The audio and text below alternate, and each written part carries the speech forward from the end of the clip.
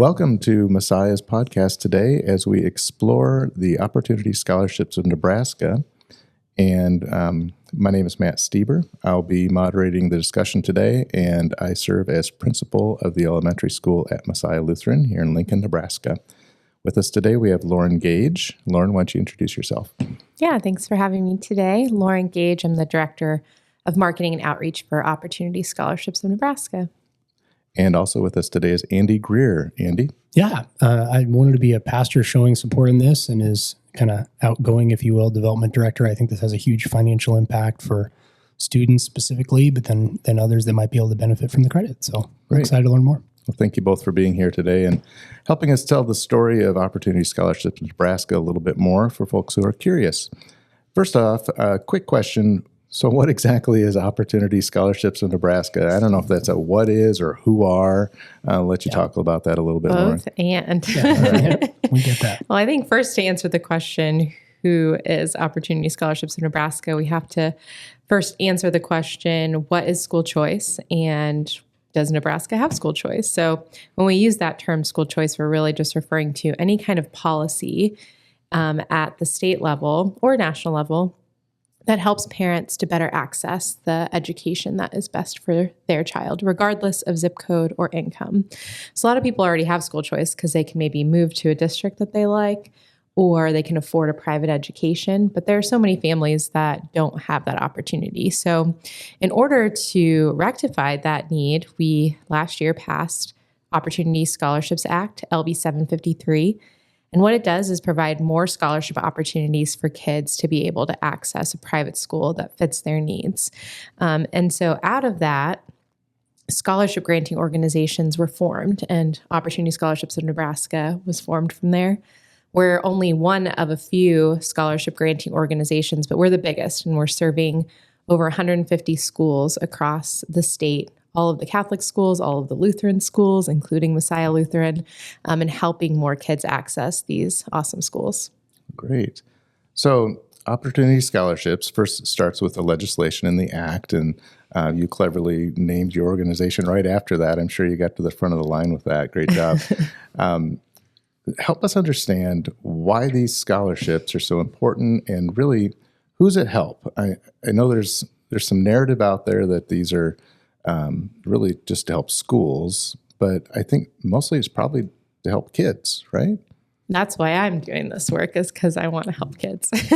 My mom was a teacher her whole career. I have my sister as a teacher, someone in my family.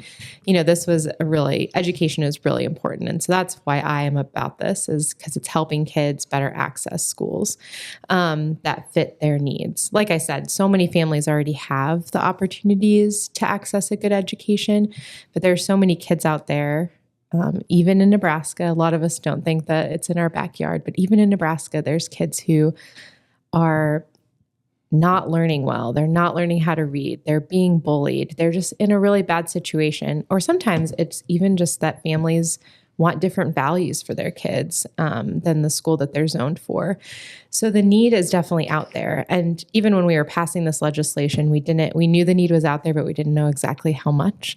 When we first launched OSN, we put feelers out there, parents to let us know if they're interested. And we heard from over 5,000 kids. So, parents representing 5,000 kids saying, hey, if we could access this, we would want it. That's a big deal. It is a really big deal. Yeah. And so many, like you said, Matt, something about opponents, they've been saying nobody needs this. Nebraskans don't need this. And what we saw was not only do they need it, they really want it. Yeah. And so that's the need we're trying to fill there. And in terms of who's it going to help, the bill itself lays out priority tiers. So first, kids who are in families at 100% of poverty, and also kids who have special needs, who have been bullied, who are in the foster care system, in a military family, or have been denied option enrollment. That's the first priority to serve with these scholarships. So we really are getting those kids who are most vulnerable, getting them the help that they need. That's great. So you mentioned thousands of children who expressed interest in. By this time, it's been available for families for several months now. And I imagine that there's some interesting stories that you've heard in your office from some of these families.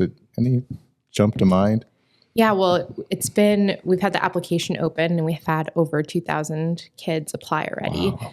But thanks to some early contributions to help fund those scholarships, we were able to give a few out for this semester. So kids transferring from public into private school. And, one of my favorite stories is about Naya. She was one of our first recipients. And she was going to school at a private school in Omaha, but she had to leave because her mom couldn't afford it anymore. Single mom working a couple jobs, but it just was a little bit too much. So she had to go back to the public school where she was not learning very well. She was not getting the social interaction she wanted and just not really thriving. Now, when the mom, she sacrificed and applied for an OSN scholarship. And when she learned that she was able to send her daughter back, she took her daughter back to the school. And when Naya learned that she was going back, she did a little dance. Sure. She was so excited to be able to go back to that school. But, we hear from families, we ask the question, what will this scholarship mean to your family? We've heard things like a grandmother, her daughter died and she's raising her 2 grandkids and she just can't afford a private education. We've heard from single parents. We've heard from immigrant families just wanting their kids to have more opportunities. But also just a lot of, what we would say regular families next door, they're just trying to make ends meet. I mean, this economy, we're all kind of trying to make ends meet and they just want something better for their kids. So just so many questions. But my favorite answer to the question, what would the scholarship mean to you, is just the word everything with 5 exclamation points. That's when I'm having a hard time, that this is a difficult thing to work in sometimes, but I think about that answer and the other answers like it. That's awesome. Yeah, I think thanks for covering that in kind of some detail, but the opportunity for kids and if 2,000 are applying in such a short amount of time, that's huge. So one of the things that I think would be helpful for people to know, and I think there's been some misinformation on, is how is this being funded? And I know there's kind of right now and maybe some differences in the future, but help us know kind of where the money's coming from. Yeah, the money it was a line item, a budget line item in the state budget, saying that they're going to provide for up to $25 million of credits. So what that means is that people will give a contribution to a group like OSN, to a scholarship granting organization, and then whatever they give, they're able to claim that as a tax credit on their state income taxes. So 2 things about that. 1, it's not guaranteed money like so many people are saying. Right. And 2, we only use as much money as we actually bring in as we fundraise. So you mentioned misconceptions. Like, one is that this is from public schools. This is going to defund public schools. This isn't from the education budget at all. The legislature passes bills all the time that they think are important. We have over 30 tax credits too in the state of Nebraska. But that money, it's just something that the legislature decided is finally time that we set aside funds, tax credit funds, to help these kids. And when you said it's not guaranteed, if people don't take advantage of the credit, I'm assuming that means, so if I don't go and take the 15 seconds to a minute to put my name in for that credit, if people don't do that, and really frankly do it now as soon as we can, that won't be available to families. It's basically as much as people take advantage of the opportunity. Right. Okay. As much as people contribute. And we can go over those details later. But Okay. Exactly. Thank you. I didn't realize. Okay. Andy, I love how the word opportunity just kind of popped out of your mouth. And I've always thought about opportunity scholarships as for kids, but really this is a unique opportunity for me as a taxpayer to determine where half of my tax liability is going to go. And how often do I get to do that? And I've even thought about that with the child tax credit. I'm like, man, I wish I had more credits available to me. It's like, here you go, Andy. Here's one for state. Yeah. Well, Lauren, you mentioned, let's just get right into it. How do we do this? If I'm a taxpayer in Nebraska, how's it work for me? If I'm like, I want to help kids choose the best school for them, or the parents choose the best school for their child, and I'm not quite sure how to do that. So it all sounds just too easy, right? Which makes me think it can't be that easy. Right, absolutely. So help us let people know how that works. Yeah, and I love how you said, how often do we get the chance to say where we want our tax, how we want our tax dollars spent. there's plenty of things I would like to say. I don't want my tax dollars to support that. But this way, half of them, at least for what I owe to the state of Nebraska, we can use that to help kids. So to get started, I would, thank you for listening to this podcast, those who are out there, but I would also visit our website, nebraskaopportunity.org/giving. There's a lot of great information on there, but basically it's a tax credit available to Nebraska taxpayers with state liability, and it is a dollar for dollar tax credit up to 50% of your state income tax liability. So what that means is every year, if you have a job in Nebraska, you're paying state income tax. And some of you might have it withheld every month. That way, when your tax bill comes, you're getting paid a little. You either only have to pay a little bit extra or you get a refund back. But every year when you file your taxes, one thing we've been telling people is look at line 17 on your state income tax form. So if I make about the same amount of money every year, and I can go back to see my 2023 taxes and see that, I gave the state of Nebraska $5,000. Mm-hmm. Now, if I make about the same amount, like I said, then probably in 2024, I'm going to have about the same state income tax liability. That means I can give to OSN $2,500 and then claim that as a tax credit on my 2024 state income tax liability. So some of us don't have $2,500 lying around, but we actually do need a check for you to claim the tax credit. For instance, what my husband and I are doing is we stopped our state withholding on our paychecks that come every month. That way we can save up what was being withheld from our paychecks and then give our tax credit contribution later. But yeah, that's one way to predict what your liability is going to be. If you have more complicated taxes, I would say you should talk to your accountant about it. But on our website, you'll see we have a nice little flow chart that if you're an individual, if you have an S Corp, a C Corp, an LLC, or if you're an estate or a trust, all of those entities qualify for this tax credit. So that's a little bit of a rundown of what the tax credits. So, available. Lauren, I just did mine a couple weeks ago, and it's hemming and hawing. I know it's easy, but I just got to do it. The hardest part was just doing it. The second hardest part was finding my taxes from last year, and then the rest of it was super simple. And line 17 happens to be at the very bottom of the front page. One of the things that I've heard from people is, well, I always get money back from the state. I'm like, you're thinking of line 44, I think. Line 17 is the number that you really need to look at. So I'm going to rewind and say that again. Don't think about what you're getting back after you do your taxes or what you owe after you do your taxes. In the middle of your taxes, at the bottom of that first page is line 17, and that's your liability before any deductions, before any credits. That's the number we're talking about, right? Correct. Yep, on your state income tax Yep. return. It is just that simple. It sounds too easy to be true. It's just that simple. And once I saw that number, I divided by 2 because I learned good math in school.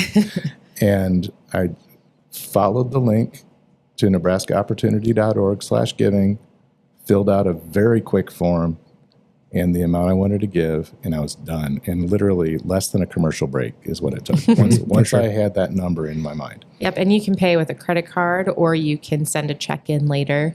But the form is really easy, and we deal with everything with the state. We have to communicate with the Department of Revenue that you're taking the tax credit. That way they know when they are approving your taxes the next year. But you're right, Matt. On your end, it's really simple. We give you a tax receipt afterwards.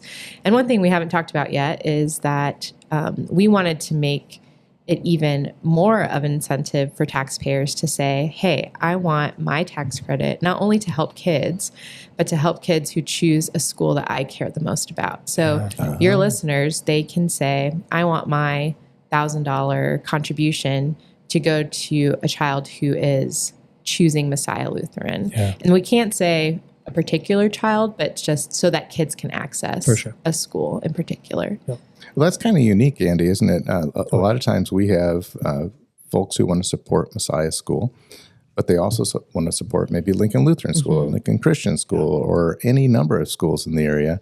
And here's a way that they don't have to choose. They Right. can pick up to 2 different schools, which is pretty cool. That's awesome. Great. So I want to talk about the petition just for a second. Okay. You know the one. I mean, anytime you go someplace downtown during the summer, someone's got a petition. And There are a lot of petitions going on right now. there really are.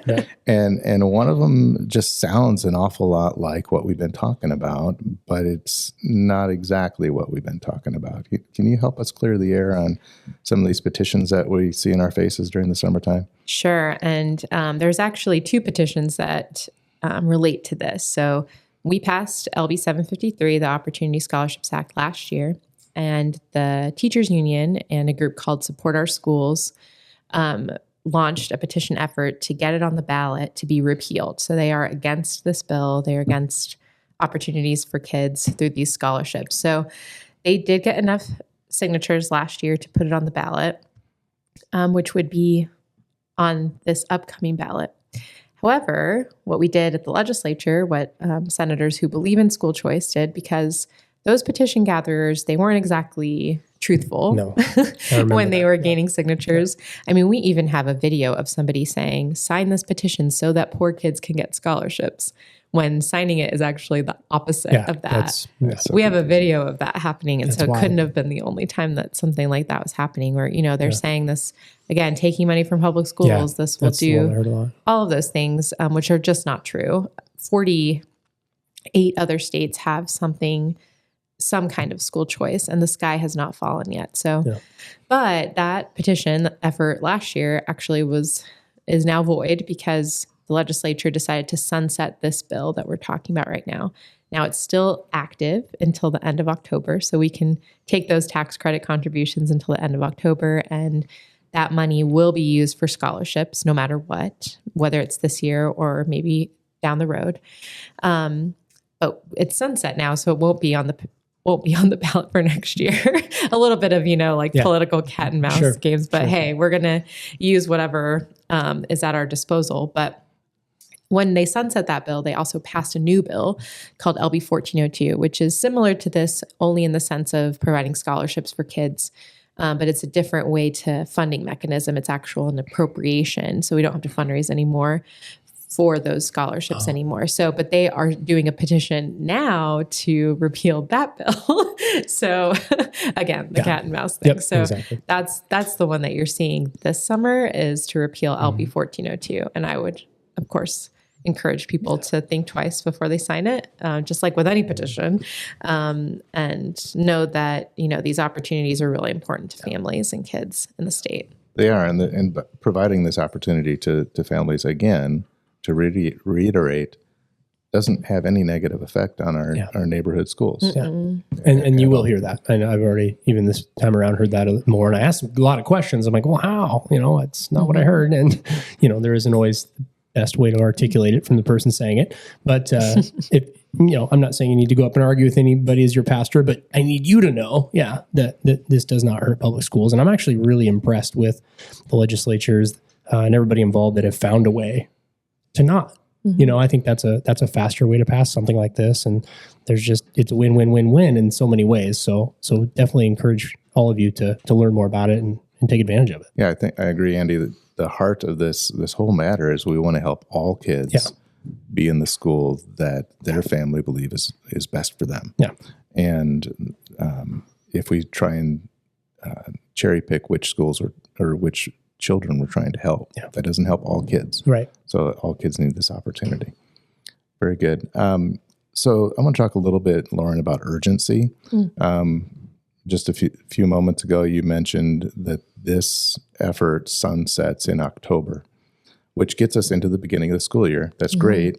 But as we're talking to supporters that would provide tax credit donations to be able to help this happen, they can't wait past October to do this, can they? They can't say, well, I'm doing my taxes now, and is it too late? At that point, it'll be too late. It will be too late. We need this to be done no later than October. But as, again, the principal of Messiah School, I know I've got 37 children who would qualify for this, waiting for funding. And if that funding doesn't come in until October, school is already 2 months gone by. That's too late for some of these families. And so I'd say there is some urgency. Did I capture that pretty well? I think that you said it really well. I would say if this is interesting, maybe don't do the hemming and hawing, and try to get your contribution in by June or July at the latest in order for us to be able to award scholarships to families. Now, if you just can't, you have to wait until October. That money will still be put to good use and still help your school, the children who are choosing the school. But yes, get it done as quickly as possible so that these kids can know. Because I mean, some of them, this might actually be the difference of I'm able to go to the school or I'm not. I know a lot of our schools do such a great job of, helping with financial aid. I'm sure your school is just the same way, but there's only so much to go around and to fill in those gaps. So these families, it really is a matter of whether or not they can make it or not. It's true. And for the Opportunity Scholarship families, as I call them, this doesn't replace financial aid. This goes beyond financial aid because as much as we would like to have no tuition for a non-public education, that's not real. Teachers like to get paid. As they should. Principals like to get paid. As they should. And so we ask our families to help with that. And some just cannot without the additional help that Opportunity Scholarships could provide. And I love that. Thank you for bringing that up. We do have a generous Messiah family. And as I talk to those generous people that might be listening to this, thank you, as always. But the reason that I'm very thankful, Principal Stevers brought this up and had Lauren come and talk, and he shared so much with me. And as he's painted the picture for me, just think of those 37 kids and how this can not only bless them, but make it so there's no question about them coming to Messiah. And we for years have made way. And I have so many hearts I can think of right now when they hear that, we have to turn kids away when we built the school, or, they know how important Messiah has been to them and their family. Do have that urgency because we have a huge opportunity in front of us. And as I think we're going to talk about next, the impact is quite large. It is. And really, this isn't really costing people anything. This is going to go to the state no matter what. It's just about when you're paying. Exactly. When you're paying in. Yeah. But yeah. So last question. Could you review for us again, for our donors out there, supporters who want to help families make this choice, go over that one more time. How can they support Nebraska's family and claim their tax credit? Yeah, I would encourage you to go to givehope.nebraskaopportunity.org, or if you can just remember nebraskaopportunity.org, you can get there from there. But go to that website. You'll fill out a quick form. There's instructions on the site. You'll fill out a quick form and lots of instructions with either doing your payment by credit card or by check. You can select the schools that you want to designate right there. There's a drop-down menu, so it's really easy for you to do. And try to do that by the end of June, early July, so that these kids actually will find out whether or not they're able to attend their schools. We ask you for some sensitive information like your social security number. I just don't want people to worry about that. It is a totally safe and encrypted site. We paid a lot for our developers to make sure that that information did not go anywhere. That's required by the state of Nebraska to provide that information. But it's really quick process. We will be in touch with you if there's any problems, but really there are rarely any issues there. But yes, please go to that site, givehope.nebraskaopportunity.org, and fill out the tax credit form. Awesome. Thank you, Lauren, and thank you, Andy, for joining us. And I just want to reiterate what Andy said. Thank you to those of you who have already taken advantage of this opportunity, those of you who are going to do that as soon as you get done listening today. Please tell the story. Let your friends know just how easy that was for you. Everyone that I've talked with about this who has gone and done it said, why wouldn't everybody do this? Yep. All right. Thank you so much for listening. Yeah. Thanks a lot, Lauren. Thank you.